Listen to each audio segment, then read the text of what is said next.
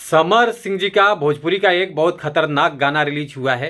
आज के इस वीडियो में यही बात करने वाले हैं समर सिंह जी के नए गाने के बारे में। तो जो लोग भोजपुरी वुड हंगामा चैनल को अभी तक सब्सक्राइब नहीं किए हैं वो लोग सब्सक्राइब कर लीजिए। चलिए वीडियो को शुरू करते हैं। नमस्कार दोस्तों, मैं हूं सतीश। आज हम बात करने वाले हैं समर सिंह जी के नए गाने के बारे में, जो कि काफ़ी बवाल गाना रिलीज हुआ है।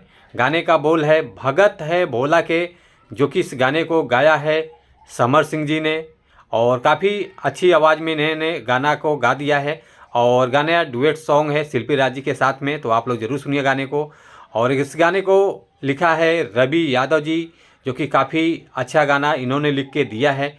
और म्यूजिक डायरेक्टर है राहुल यादव जी, जो कि काफ़ी कमाल का बहुत ज़बरदस्त म्यूजिक इन्होंने बना कर दिया है।